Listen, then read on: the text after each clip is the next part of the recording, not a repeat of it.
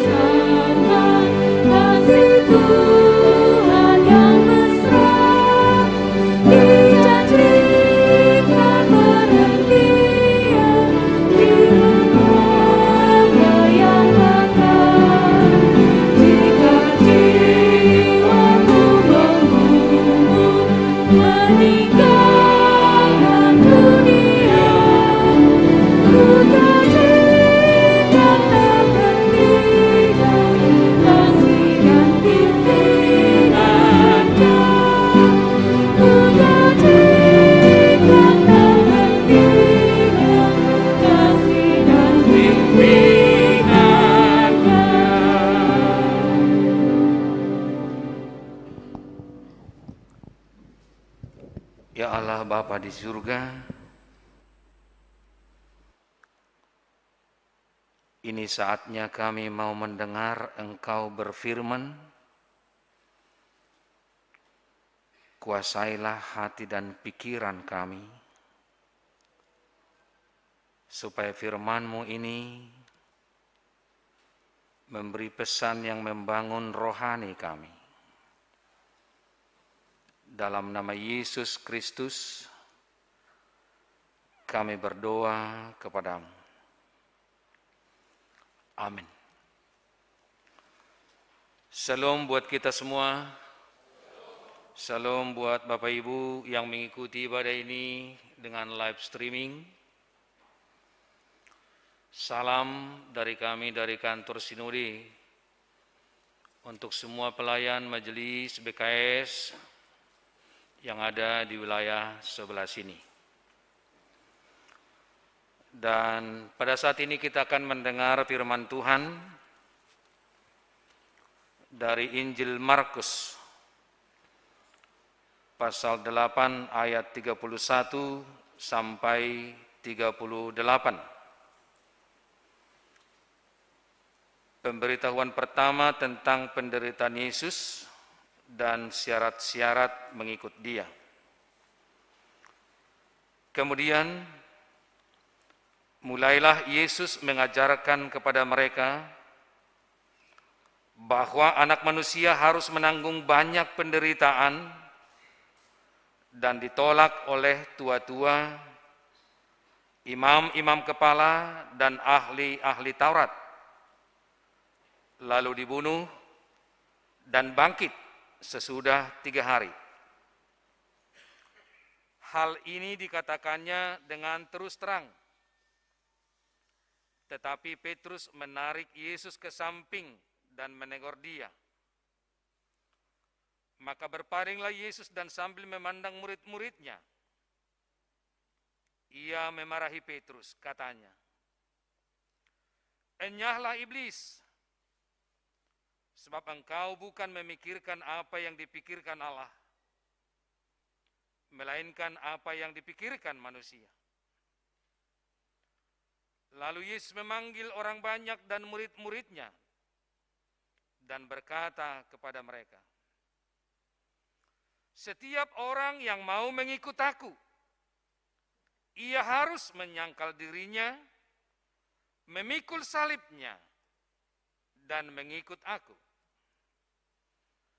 Karena siapa yang mau menyelamatkan nyawanya, ia akan kehilangan nyawanya. Tetapi barang siapa kehilangan nyawanya karena aku dan karena Injil, ia akan menyelamatkannya. Apa gunanya seorang memperoleh seluruh dunia, tetapi ia kehilangan nyawanya? Karena apakah yang dapat diberikannya sebagai ganti nyawanya?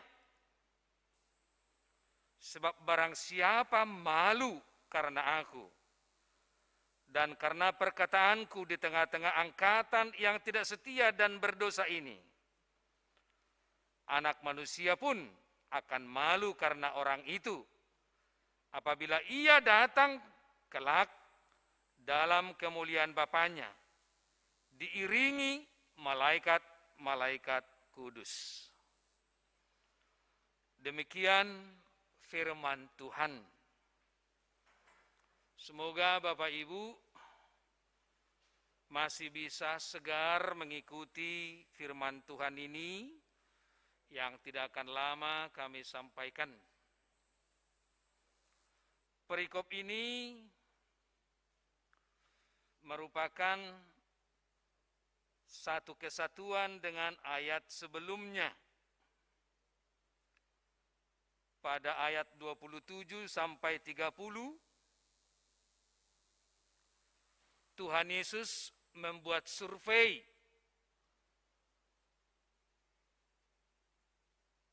dan Tuhan Yesus bertanya kepada murid-murid, "Kata orang, siapakah aku ini?" Lalu para murid mewakili masyarakat memberi jawaban. Ada yang mengatakan Yohanes Pembaptis. Ada yang mengatakan Elia. Dan ada yang mengatakan seorang dari para nabi. Lalu tiba giliran para murid. "Menurut kamu, siapakah aku ini?" Maka Petrus dengan spontan menjawab, "Engkau adalah Mesias." Markus dan Lukas menuliskan berbeda dengan Matius soal ini. Nanti kita bisa baca. Nah, Bapak Ibu Saudara-saudara, barangkali Petrus mewakili masyarakat Yahudi ketika itu yang sedang menantikan seorang Mesias. Mesias yang diurapi Allah, yang diharapkan mampu memimpin, memberikan damai dan kejayaan buat Israel, terutama untuk menghadapi musuh-musuhnya, Romawi misalnya.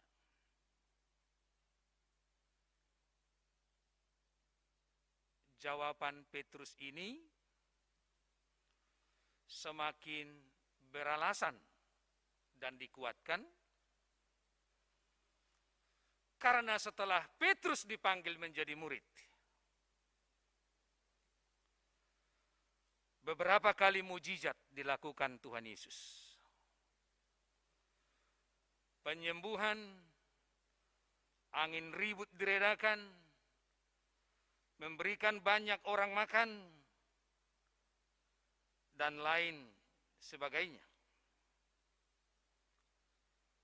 Maka bagi Petrus itu sangat memungkinkan kalau memang Mesias, Yesus yang ada sedang bersama dia itu adalah Mesias yang diharapkan Israel menjadi seorang superior, seorang pahlawan.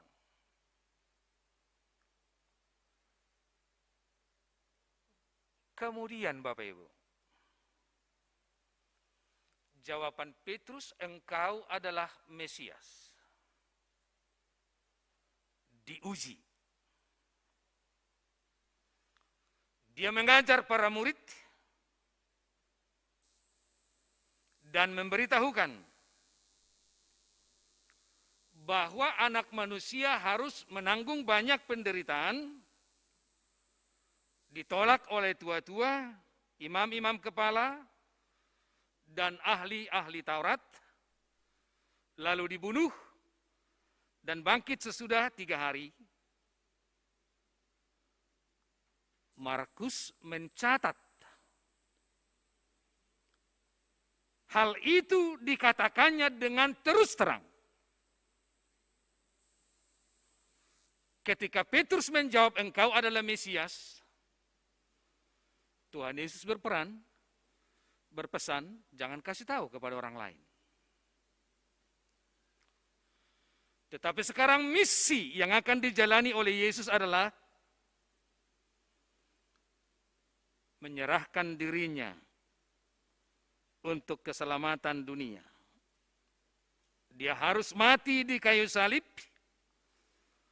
Sekali lagi Markus mencatat, dikatakannya dengan terus terang.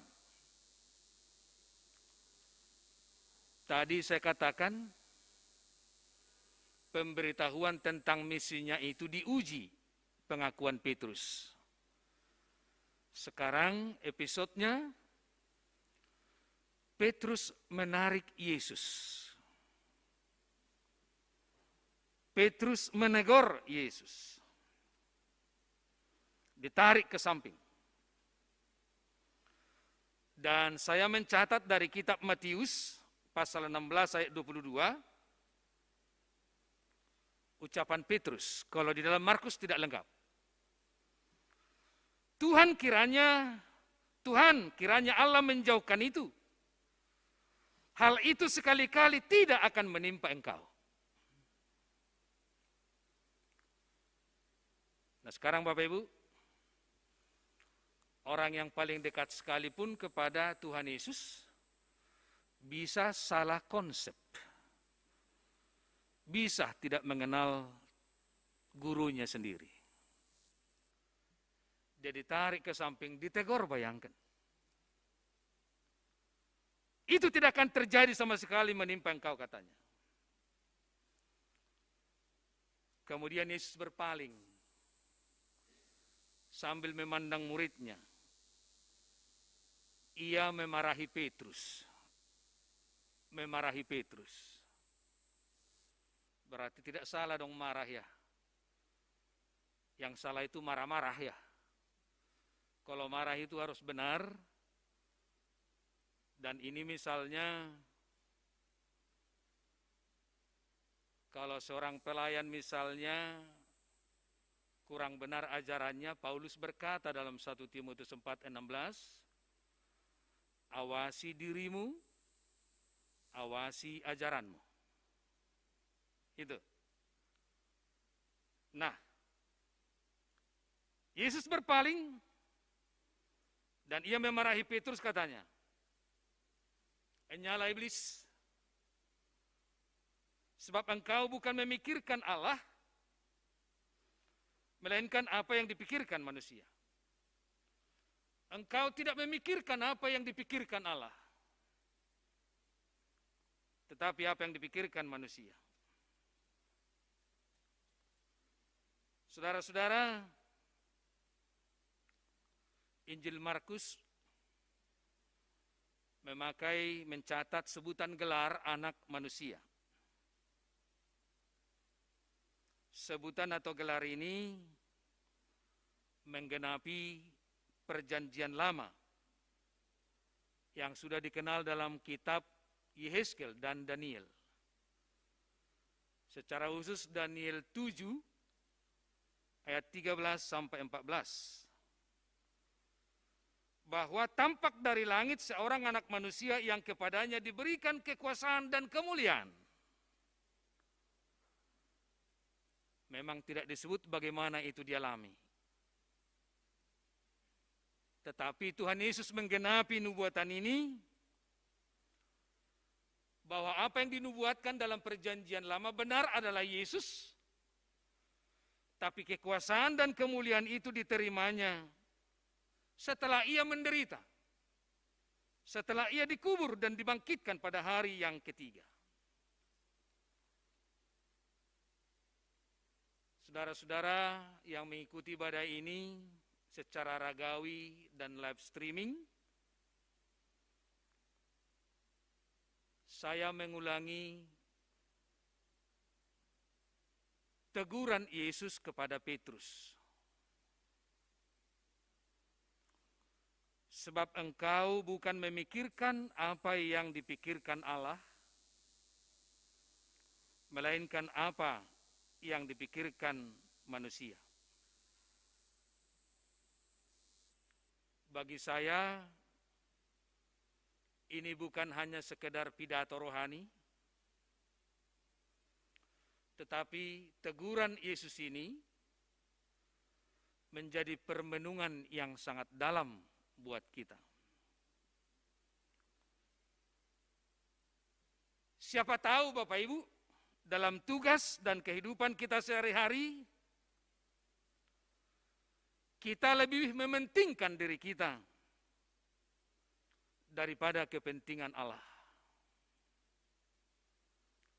Siapa tahu di dalam mengorganisasikan gereja, kita lebih memikirkan kebutuhan kita daripada apa yang dipentingkan Allah dalam gereja itu sendiri. Soal memikirkan. Petrus, seorang manusia biasa, enyahlah iblis. Engkau tidak memikirkan apa yang dipikirkan Allah, tapi apa yang dipikirkan manusia. Benar bahwa walaupun kita Bapak Ibu Saudara-saudara sebagai hamba Tuhan, walaupun kita sudah dikuduskan sebagai imamat orang percaya, kitab Yesaya sudah menubuatkan itu dalam Yesaya 55 ayat 8 dan 9. Dikatakan bahwa rancangan Tuhan dan jalan Tuhan tidak sama dengan rancangan dan jalan manusia. Sebab rancanganku bukanlah rancanganmu dan jalanmu bukanlah jalanku. Demikianlah firman Tuhan. Seperti tingginya langit dari bumi, demikianlah tingginya jalanku dari jalanmu dan rancanganku dari rancanganmu.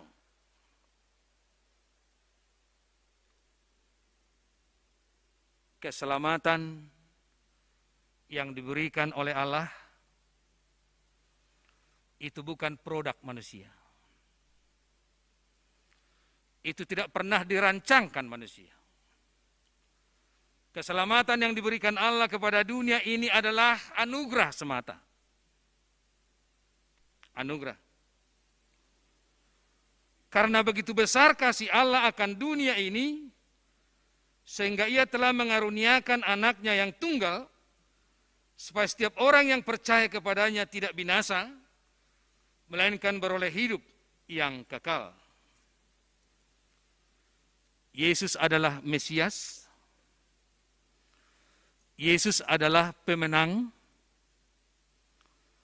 Tidak ada satu kuasa pun yang dapat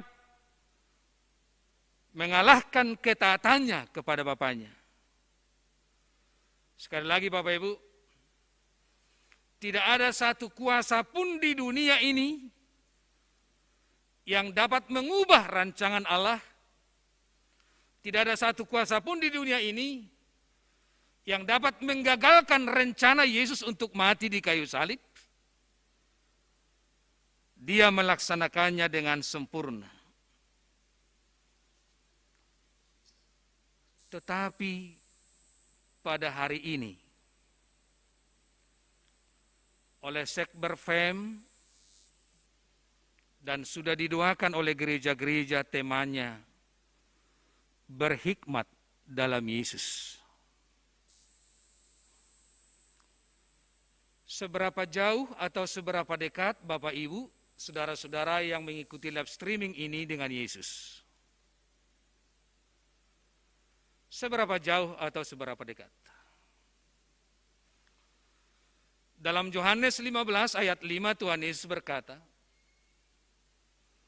di luar aku kamu tidak dapat melakukan apapun. Di luar aku.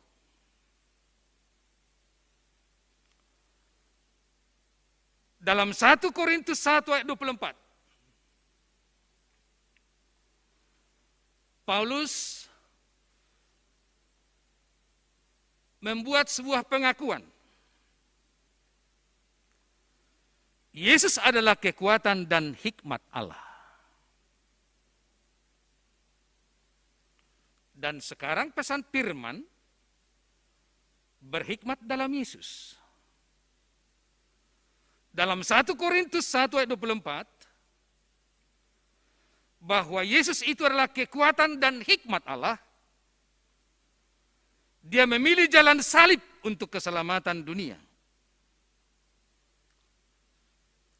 Dan dijelaskan oleh Paulus, dunia Korintus yang maju dengan filsafat-filsafat itu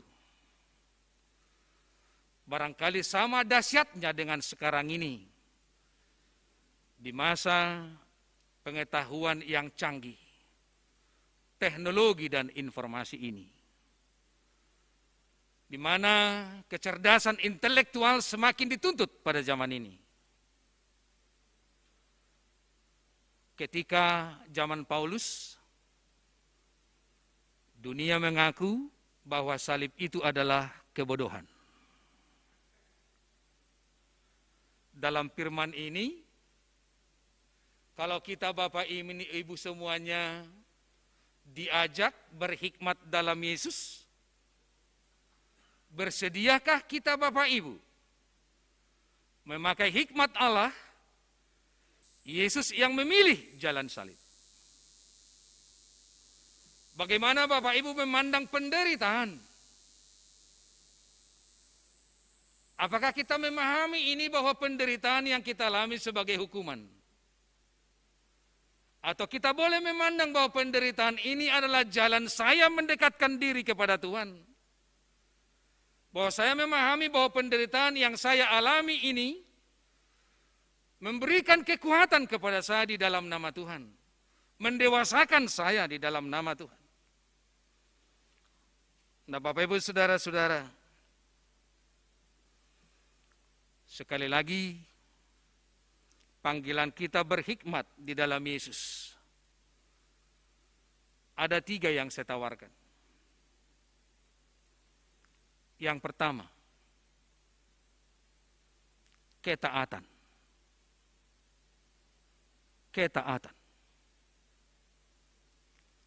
Rasul Paulus menjelaskan ketaatan Yesus ini, walaupun dalam rupa Allah katanya, tetapi tidak menjadi sesuatu yang harus dipertahankan. Dia taat sampai mati di kayu salib. Hal ini merupakan sebuah komitmen dari sebuah iman kita Bapak Ibu Saudara-saudara. Kiranya selama kita hidup, kita taat dan setia kepada Tuhan. Dan yang kedua adalah mengosongkan diri. Mengosongkan diri. Bahwa Tuhan Yesus tidak menyayangkan dirinya. Dia mati untuk semua. Dia datang untuk keselamatan dunia. Dia mengosongkan diri, sesungguhnya mengosongkan diri. Bahwa hidupnya hanya untuk kemuliaan Allah Bapanya. Bersediakah kita Bapak Ibu mengosongkan diri? Bersediakah kita menjadi seorang pelayan yang rendah hati? Bersediakah kita menjadi seorang warga jemaat yang rendah hati, yang mau mengosongkan diri? Bukan mau menang sendiri, bukan untuk didengar sendiri, bukan untuk mengambil kemuliaan Tuhan, tetapi yang kehidupannya adalah, Tuhan, kalau bukan Tuhan ciptakan saya tidak ada. Tuhan, kalau Tuhan tidak memelihara saya tidak ada ini. Saya mau Tuhan kehidupan saya ini untuk kemuliaan Tuhan. Jangan ada satu hal pun yang menghalangi saya untuk memuliakan Tuhan. Saya mau mengosongkan diri. Saya mau rendah hati. Yang ketiga, Tuhan Yesus sesungguhnya hidupnya hanya untuk memuliakan Allah. Panggilan ibadah ini buat kita, kalau kita dipanggil berhikmat dalam Yesus, tidak ada lain Bapak Ibu Saudara-saudara yang beribadah secara ragawi dan juga yang beribadah secara live streaming. Marilah kita hidup untuk memuliakan Allah. Hidup memuliakan Allah ini Bapak Ibu Saudara-saudara, mari kita wujudkan melalui gereja GKPI. GKPI yang akan menjadi berkat untuk kemaslahatan umat. Menjadi berkat untuk semua orang. Sama seperti Yesus sudah memberi, maka kita diajar untuk memberi. Allah memberkati kita supaya kita menjadi berkat Bapak Ibu Saudara-saudara. Dan itu dilakukannya tidak ada lain. Kalau saya boleh melakukan ini sekarang, kalau saya boleh berbicara biarlah ini untuk kemuliaan Tuhan. Kalau saya boleh memberi sekarang itu biarlah untuk kemuliaan Tuhan. Saya akan taat kepada Bapa di surga. Saya akan selalu mengosongkan diri. Saya mau juga mendapatkan kehidupan yang kekal yang disediakan Yesus. Saya tidak mau hanya di dunia ini saja. Tapi saya mau ikut bersama dengan Yesus dalam kehidupan yang kekal itu. Satu kata, satu kalimat yang disampaikan oleh Tuhan Yesus di sini. Apa gunanya seorang memperoleh seluruh dunia, tetapi ia kehilangan nyawanya? Kita sekarang di dunia ini, kalau kita mau jujur, mana yang lebih banyak kita pikirkan? Kerajaan Allah atau dunia ini? Tetapi firman ini membenarkan motivasi kita menjadi hamba Tuhan, menjadi seorang Kristen. Apa gunanya seseorang memperoleh seluruh dunia, tetapi ia kehilangan nyawanya? Bapak Ibu Saudara, jemaat juga yang mengikuti ibadah ini secara live streaming, berhikmatlah dalam Yesus, hiduplah dalam ketaatan, hiduplah dalam mengosongkan diri, jadilah hidup kita untuk kemuliaan Tuhan. Amin.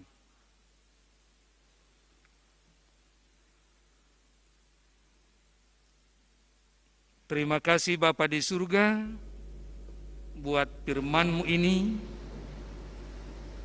yang sudah juga menegur kami, yang juga sudah menguatkan kami, dan juga memberkati kami. Kami bersyukur kepadamu Bapa, karena dari kasih-Mu dan bimbingan-Mu, kami boleh melaksanakan pengukuhan koordinator wilayah 11 ini. Tuhanlah memberkati Bapak Korwil, Bapak Pendeta Sitongan Gurning, dengan keluarga, memberkati Bapak Pendeta Rebelindo Panggabean dan keluarga, yang akan melayani di pos kebaktian Malang. Tuhanlah memberkati semua pendeta dan keluarga di wilayah sebelah sini, semua majelis, semua BKS, semua anggota jemaat yang tidak dapat kami sebut satu persatu. Terkhusus Tuhan, hamba-Mu berdoa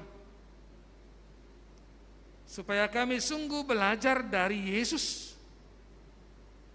supaya kami Bapa di surga taat mengosongkan diri dan hidup kami memuliakan nama Tuhan. Terima kasih Bapa di surga, semuanya itu kami sampaikan kepadamu. Biarlah Roh Kudus-Mu bekerja dalam diri kami pribadi lepas pribadi, supaya kami diingatkan selalu, supaya tidak kami Tuhan dikalahkan oleh dunia ini, tetapi kami memiliki terang iman yang menguatkan kami. Terima kasih Bapa di surga. Kami berdoa di dalam nama Yesus Kristus. Amin.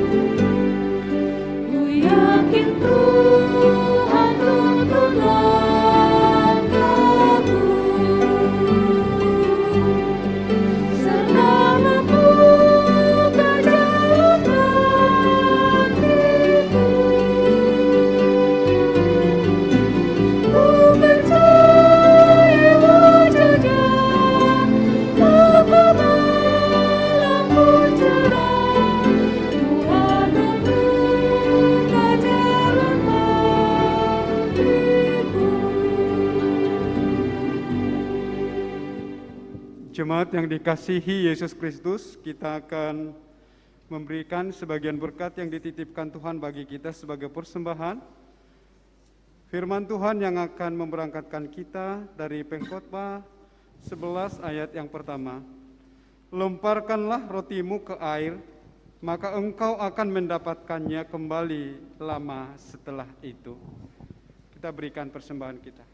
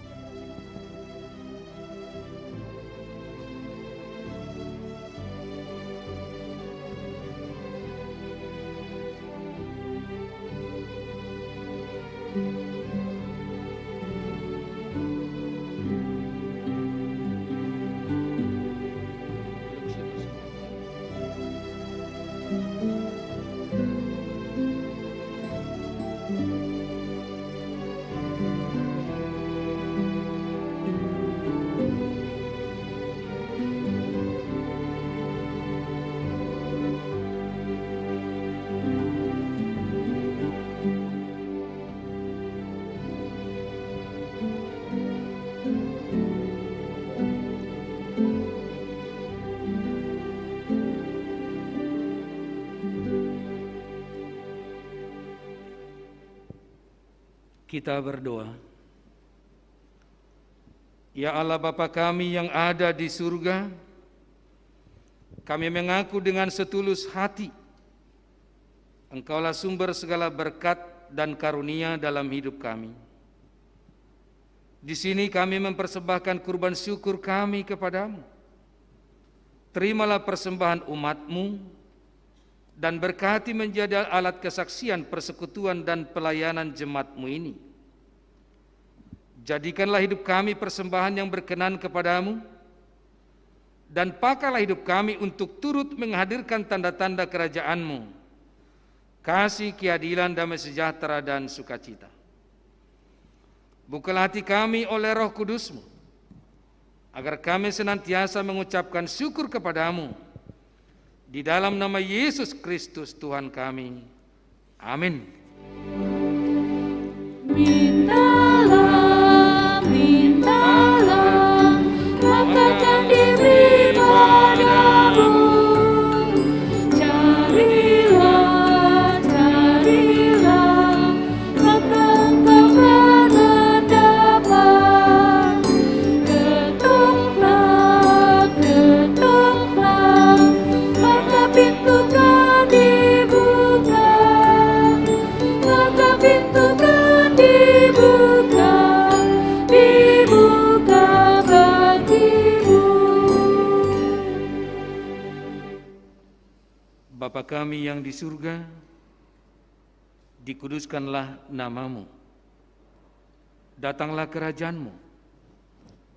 Jadilah kehendak-Mu di bumi seperti di surga. Berikanlah kami pada hari ini makanan kami yang secukupnya. Dan ampunilah kami akan kesalahan kami, seperti kami juga mengampuni orang yang bersalah kepada kami. Dan janganlah membawa kami ke dalam pencobaan, tetapi lepaskanlah kami dari yang jahat. Karena Kau yang punya kerajaan dan kekuasaan dan kemuliaan sampai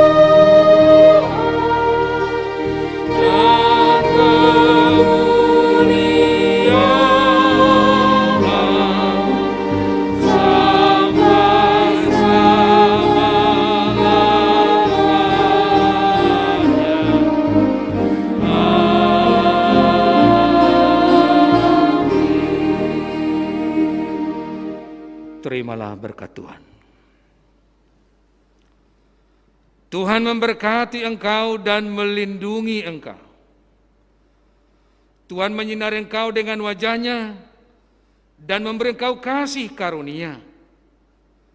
Tuhan menghadapkan wajah-Nya kepadamu dan memberi engkau damai sejahtera.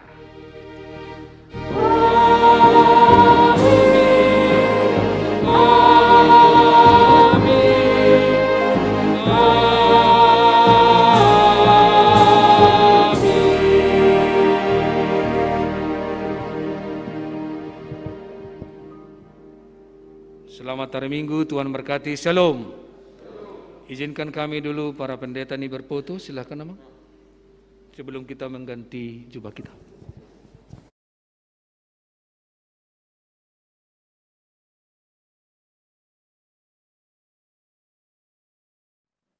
Salam, puji nama Tuhan, karena kita boleh bertemu dalam acara lepas sambut koordinator wilayah 11, sekalipun kami boleh hadir melalui virtual.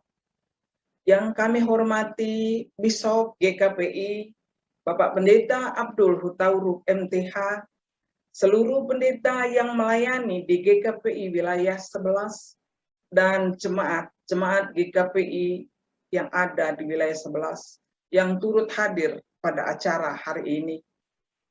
Salam dalam Kristus Yesus dari kami GKPI Resort Tangerang, Banten, yang di dalamnya ada GKPI Jemaat Tangerang, Jemaat Taman Walet, Jemaat Persiapan Tiga Raksa, dan Jemaat Pos Kebaktian Maut.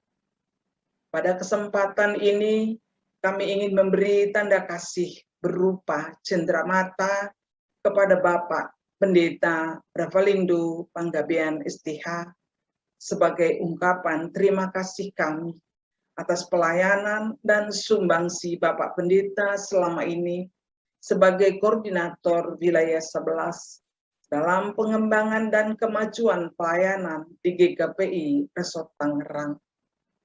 Terlebih dalam pelaksanaan penggalangan dana, pengadaan, pelunasan, dan perbaikan gedung gereja, GKPI Jemaat Taman Walet, dan Jemaat Persiapan Tiga Raksa. Kami mohon kesediaan Bapak Pendeta Resort Tangerang, Bapak Pendeta Sahala Sitompul MDiv MM, mewakili seluruh jemaat GKPI Resort Tangerang untuk menyampaikan cenderamata tersebut. Kembali kami mengucapkan terima kasih kepada Bapak Pendeta Revalindo Panggabean STH. Selamat melayani di tempat pelayanan yang baru yang Tuhan percayakan. Akhir kata, kami jemaat GKPI Resort Tangerang juga mengucapkan selamat datang. Selamat melayani sebagai koordinator wilayah 11 yang baru kepada Bapak Pendeta Hasintongan Gurding STH Amin. Sangat kami menantikan kunjungan dan pelayanan Bapak Pendeta di GKPI Resort Tangerang. Tuhan Yesus memberkati kita. Shalom. Sabas Namar GKPI.